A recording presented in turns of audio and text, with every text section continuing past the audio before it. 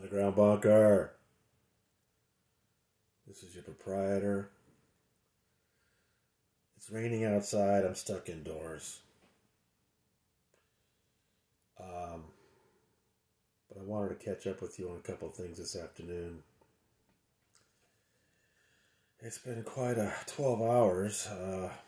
Last night, you know by now, news broke that Kirstie's children had announced her death after a short battle with cancer. And this was very big in our world of Scientology watching because, of course, Kirstie was one of those people I'd always kind of thought of as the big three. John Travolta, Kirstie Alley, and Tom Cruise, the most visible, well-known Scientology celebrities.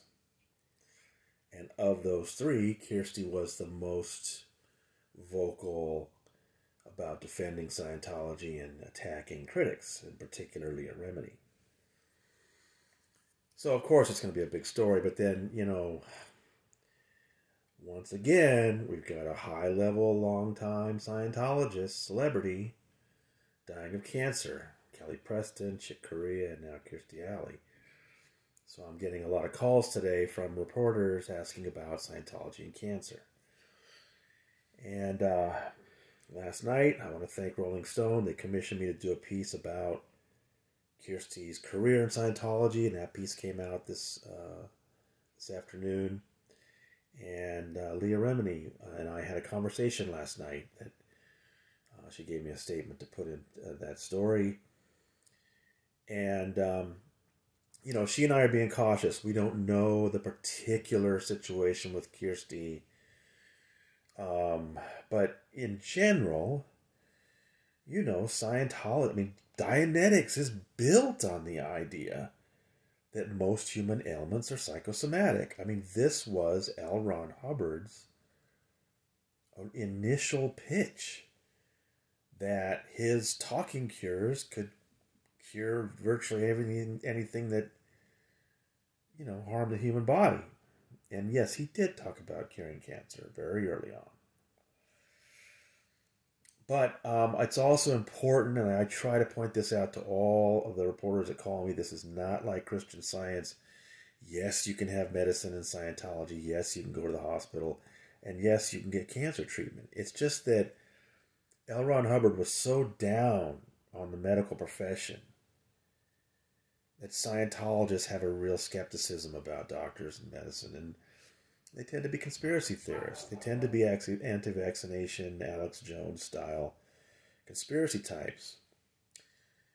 And so when Kirstie, in the last couple of years, went, full on QAnon on Twitter, I don't know, it seemed like that's how a lot of Scientologists are.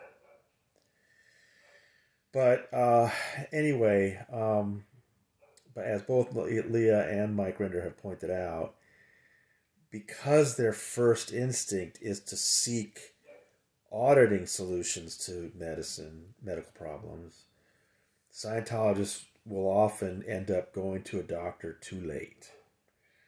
And again, if a Scientologist says, I'm going to the hospital, I'm getting chemo for my cancer, Scientology's not going to stop them. It's not like Christian Science. But again, that delay can be a real problem. And I'll say again, I don't know what happened with Kirstie. Could she have been not doing checkups? We don't know. But it is an issue in Scientology, and it's totally understandable why people are bringing that up. And then I also see this thing online. I thought OT8s didn't get cancer. I thought OT8s could cure anything. It's kind of funny. It's like, yeah, they also think they can fly. Well, did you really think they could do those things? No. But what else do I want to say about Kirstie Alley? She's been entertaining as hell online. She's also been vicious towards Leah Remini, and I got some of that into the Rolling Stone piece. And, it's just a shame that she could never shake off that Scientology mindset. She was a bitter ender, just as we pegged her years ago. We knew she'd never leave Scientology. She never did. Then there is the strange coincidence that she apparently died on Lisa McPherson Day. So, what are two of the biggest concerns about Scientology's quack medical policies? One, that they seek to destroy the mental health profession and replace it with their bizarre ideas like the introspection rundown, and nobody symbolizes that better than Lisa McPherson, who died on December 5th, 1995.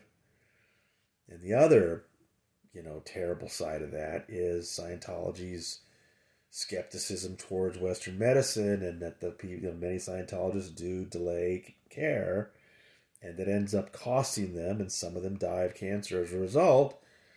And now, as a symbol of that, perhaps, we have Kirstie Alley, and she dies on December 5th, 2022. Kind of odd. It was already a grim day, Kirstie.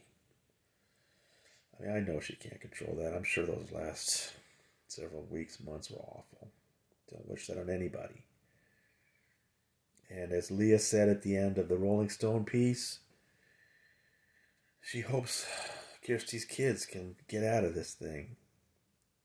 I think I wrote not too long ago about Lily moving to Clearwater and saying something about how everybody's leaving LA and going to Clearwater. And this is one of the themes we've been looking at, is how Scientology's center of power has been moving from LA to Clearwater. And Lily was one of those folks that kind of, helped bolster that theory. Everybody's going to Clearwater. So, if they do that, it might be tough to convince them they're going the wrong place. So, I guess Parker lives there in Clearwater too. Somebody asked me if he's Scientology. I don't think he is, even though he's there. If you know something else, let me know. But,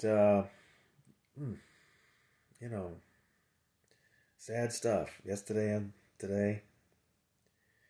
But really glad to get the feedback from everybody. And we'll get back to some fun stuff too. I got some really, really interesting and fun things coming. Lighten the mood a little. But Kirstie, I'm sorry you had to go through that. I hope Scientology didn't delay your treatments and make things worse.